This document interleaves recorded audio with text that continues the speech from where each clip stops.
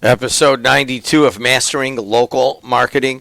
Go to wherever you get your podcast. Please like this podcast. You could also like WJOB Podcast Network. I think we have 19 podcasts, and if you don't know what to listen to at night, just go there. You'll find something stupid. And there it is. I'm kidding, because the person running it is a student at Purdue Northwest along with 3 other students. It's a student-run program, basically. It's Adriana Alvarez. I didn't mean anything by that, okay? I'm not saying your podcasts are stupid. I'm just being stupid. How does that sound? Saying the network is stupid because college students run it? Is that where you're going with this? I mean, I don't know what to say. I can't have you pull that out because we're live on radio, so it's not going anywhere. I apologize in advance for that, okay? And any of the 19 podcasts that take offense, just remember, it's just me talking. This episode looks at the real state of your local marketing team. Some teams are growing, some are quietly growing cancerous behaviors, and some are stuck in the insanity loop of doing the same thing each day and hoping it'll change. Today we talk through what defines a great marketing team, why every person needs a clear role, and how internal and external partners must support the mission with consistency and reliability. Matt shares insights from conversations with several companies this week where bad attitudes, missed promises, and refusal to adapt have slowed marketing momentum. The episode challenges business owners to evaluate their teams, reset expectations, and take action when people or vendors stop showing up the way they should. This is a direct look at how leadership shapes marketing success inside real businesses today. Matt Hansen, welcome in. Thank you. Yep. Hey, let's go straight at teams, marketing teams.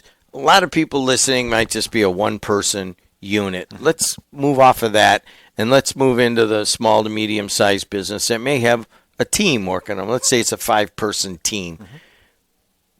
How do you want to start the podcast? What do you want to tell them? Well, this stems... Let me give you a brief story as to why we're discussing this today. This stems from conversations I've had, and now today is what is today? Thursday. I've had 3 different conversations with 3 different businesses this week, and I'm not naming names, but one was like they're off and running, they're doing phenomenal.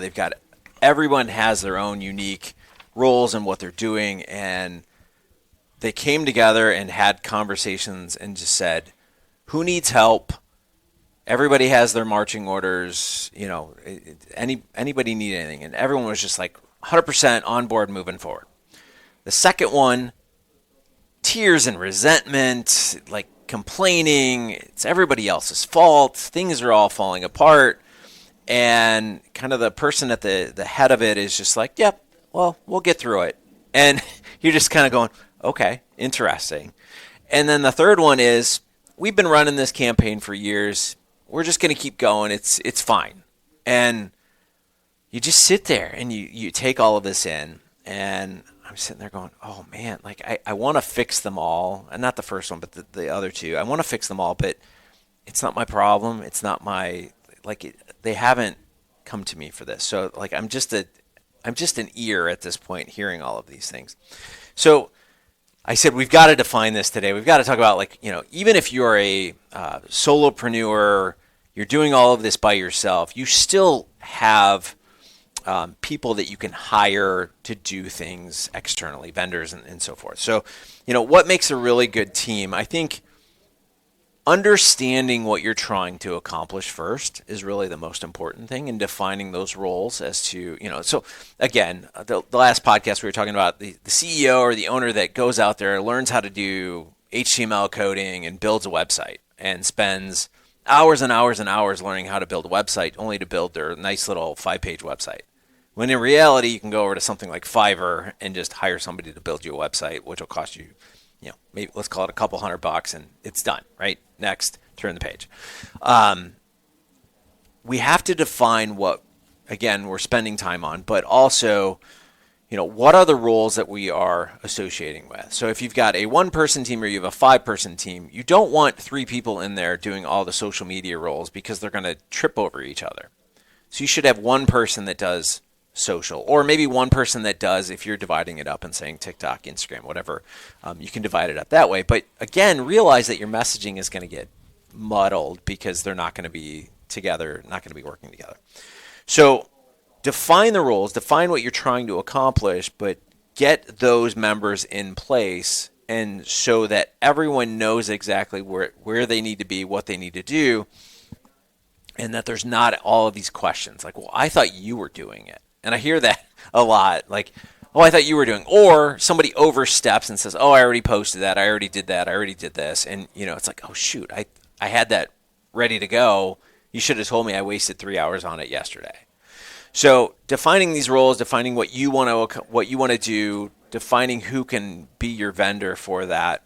I think, again, I've had these conversations not only with businesses but also other agencies. One of my dear friends, I joked with him. I called him yesterday and I said, how are things going? And he said, going good. I go, how many hours you spent on your business this week? And he goes, 45 minutes. And I said, all right, you've defined your roles really well, right?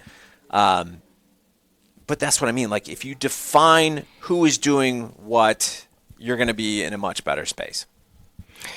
So you're defining roles, and you want to operate as a unit, right?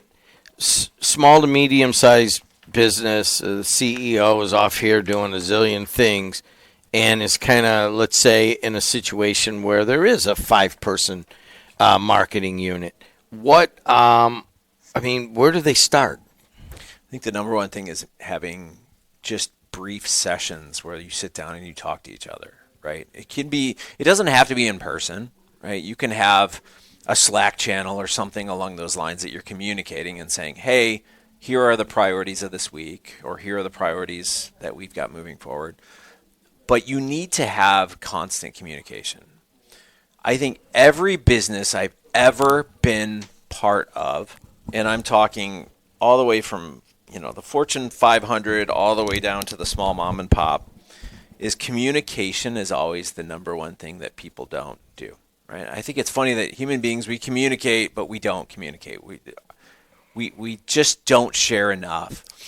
And when you are talking to your team, when you're talking to your marketing team, you have to literally, it's not, I'm going to tell you what to do. It's I have to listen, right? Communication is a two-way. I send something to you, you decode it, you take it in, you send it back, right? But if you're not communicating with your own employees, how do you think you're communicating with your customers or your potential customers out there? It's all this fragmented messaging out there. So if, let's take you, Jim, like if you say something out there and then Sam is out there saying something different, people are confused. And what really, it has to be a unified front of everybody saying the exact same thing. It's, we call that an integrated marketing communication strategy, right? So like, doesn't matter if I'm calling you on the phone, I'm getting an email from you, I'm seeing an ad out there on a billboard, all of that information needs to communicate the exact same message. So I think from a marketing team's perspective, it's the same idea. Everyone needs to be on the same page, and the first thing that you need to do is make sure that everyone is on the same page and that you don't have a rogue employee or a rogue vendor putting things out there that aren't correlating with what you're saying internally. All right, let's talk about some of the things to watch out for. Mm-hmm. Some of the things that might be part of a poor marketing team. What do you look for when you go in and you look at their team?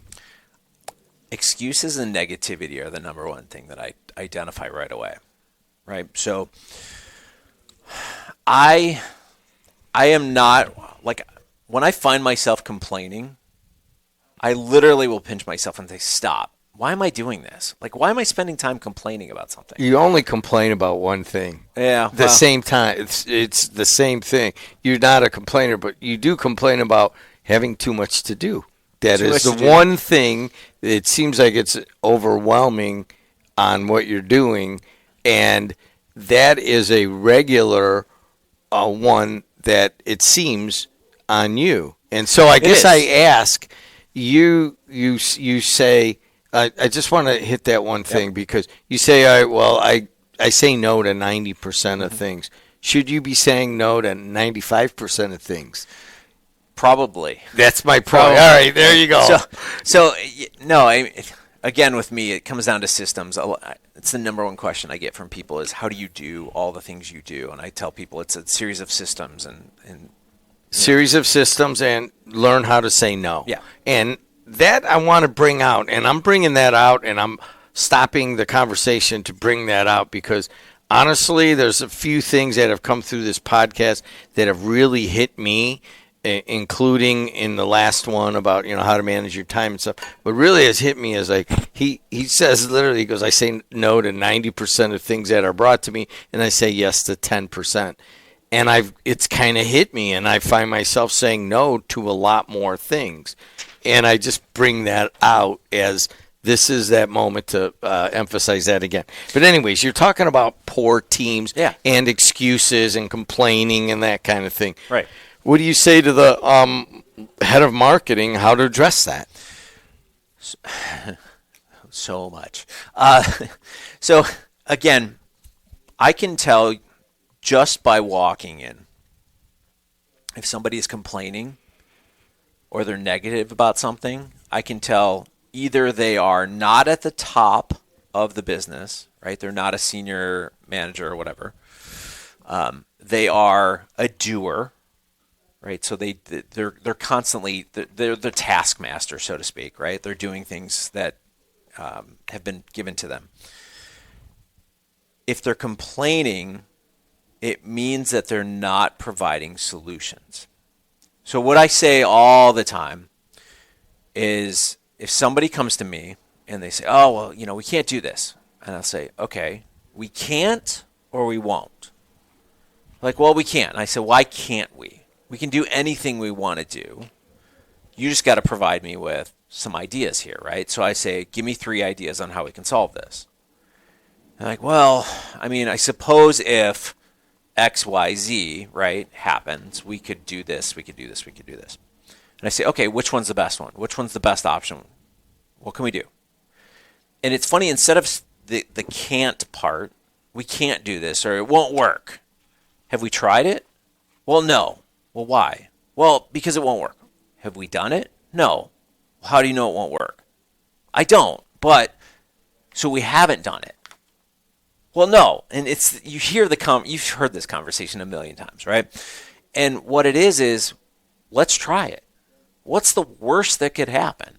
And it's funny. One of my coworkers at the university she writes Matt Hansenisms, as she calls them, and she wrote on the board, and it sat up there for about a month and a half. What's the worst that can happen? And really, honestly, everyone's complaining about things. Nobody's bringing solutions. I can tell you right there, those people don't need to be part of your team. When I address my clients, when I address my employees, the thing that I say to them is, how can I help you accomplish what you're trying to do? Right? So if I'm overseeing a team, I don't walk in there and go, I want you to do X, Y, Z and do it by next week. I go, hey, we've got this goal that we're trying to accomplish. What's the hiccup? What's the thing that's driving you crazy at night that I can come in here and help you with? How can I fix it? Right? Like, is there a battle that I can go and fight for you as you continue to work towards the goal? So ask yourself, if you're a small business and you're out there and you're hearing the naysayers, the ones like, that's not going to work, or we did that one time. Right? Ask them, well, how would you have done it differently? Why did it fail? Ask these questions, and if they just continue to be negative about it, they're not a good fit for your team. So that all comes back to communication, which you've mentioned there, is that most, hairy business, small to medium-sized businesses don't communicate enough. It all boils down to that, a series of questions and bringing it out, not criticizing, and just trying to find solution. Right. But built into that are some, maybe the whole unit or some parts of a unit or one person, they just don't want to adapt to or innovate. We've done it this way. Yes, or try something that might fail is really what it comes down to. How do you address that? As human beings, we are comfortable in familiarity. we don't want to rock the boat, right? You've heard that saying a million times. We don't want to rock the boat. We don't want to change too much. But the funny part is, if you don't change, we're going to do the exact same thing we did last year, right? So you have the sports network and you've brought in X the hidden cost of letting it continue. Yeah, this is what we do. We're just functioning. We're just living, right? But it's funny because people will complain, oh, we're not growing. And I'll say, well, what did you do differently this year? Well, nothing really. And I said, and you're shocked that you didn't grow? Right? Like, did you expect people to just show up and find you? That's what I mean by, like, you've got to evolve. And I see this every single week. Well, we've always done it that way. Okay. Or we did it that way 10 years ago and it worked. Okay, that's fine. Is the world the same as it was 10 years ago? Is the world the same as it was 6 months ago? Right? You can point in any millions of directions to say it's not. And is it going to be the same in 6 months from now? Right? So the world is moving faster. There are more competitors. There's smarter people out there. Even if you're talking about, living in a 5,000 person town and you own a florist, there are new people popping up. There are new florists that are showing up online. There are new people that are coming into your area that may be more technically savvy. There are new opportunities, right? So, we talk about the sports network. That is a new opportunity that was not available, 5 years ago. So it's all of these things that are evolving, and those people that are stuck in this is how we've always done it, or we were successful 10 years ago by doing it this way, that's not going to work today, right? Like, you've got to literally dissect that and go, okay, why did it work back then? And what pieces of it today might work, but do we need to evolve this to be a little bit more present day? This all sounds hunky-dory. I mean, I'm going to, that's fine. The average harried business owner or head of a small marketing team at a small to medium-sized business, it's like, that's great. I understand that we should always be driving growth, but it seems like I'm always putting out fires. Mm-hmm. My whole day is just putting out fires. How can you convince that the owner, the small to medium-sized business owner, or leader of that marketing team, or members of the marketing team, that the concentration has to be on driving growth and not on putting out fires all the time? Right. Because that's what 600,000 small businesses in Indiana where we're sitting, that's a good portion of their day, if not all their day. Put a fire out, put a fire, deal with this, deal with this, deal with this. All of a sudden, I've worked 10 hours and I go home. I know nobody carries business cards anymore, but do you want to put firefighter or revenue generator on your business card? Because that's all it comes down to. Good point. Right? So, okay, you want to be the firefighter. Great. Put fires out all day long. That's your job. You've defined your role. My role is to put out all the fires, which means that I am not a revenue generator. I'm not part of that marketing team that's going to generate the revenue. I've defined my role. This is what I do. Now, if there's not a fire on Monday, I can be a revenue generator. But you've defined the role that you're going to put out fires. And that's what you're going to do. So if that's where you want to put yourself, that's fine. There are other things, right? So, you're going through your day and you're saying, well, I've got to get the accounting done, right? I've got all these orders that came in and they got to go into the books, and I've got to, see revenue statements and all. Okay. You can do accounting. I think we've talked many times about how much I hate to do accounting. I can do accounting. Is that putting any revenue in my business? No, not at all. Could I pay, a CPA to go in, or a bookkeeper to do these types of things? Sure, all day long. So if I'm spending $50 for them an hour to do this, and I'm out there generating $200, I'm a revenue generator at this point. If I'm doing the books, I'm a firefighter, and I'm putting that fire out, which would have just cost me $50 when I could have gone out there and generated a lot more revenue. So I get it. There's a lot of people out here going, Matt, but seriously, like, we're not going to generate that much revenue. But you have to figure out where you're at. Like, what makes sense for you? So, we've talked about in the podcast, working on a printer, working on your Wi-Fi, like that's firefighting. You're putting fires out. Or you've got a customer that is angry about something. The question that you should say is this, is this your 80-20 customer? Is this a great customer? Is this a pain in the butt customer that does nothing but cost me time? And if you go all the way back to like our first 5 episodes, we talked about spending time on those customers that will just bleed you to death. And that's what I mean. Like, you're playing firefighter to a house that should have been abandoned anyway, instead of saving the mansion that you should be focused on. How are we going to build this mansion up? Speaking of build, so this episode 92, building the right marketing quote team. It has to be built on that. Sum it up. Define roles. Make sure people understand what their goal is, what they're trying to do. Don't overlap. And if you have a good marketing team, and I'm not saying you have to hire internally if you're a small business, you literally can hire vendors to do things. Identify your revenue goals, identify your marketing team, clear goals. I'm telling you right now, you'll grow faster than if you're just putting fires out and not paying attention to it. Episode 92. Please like us on wherever you get your podcasts. Like the entire WJOB podcast network. Thank you, Matt. Thank you. Thank you to Adriana Alvarez for producing. But most of all, thanks to you for listening or watching. Until next time, see you later.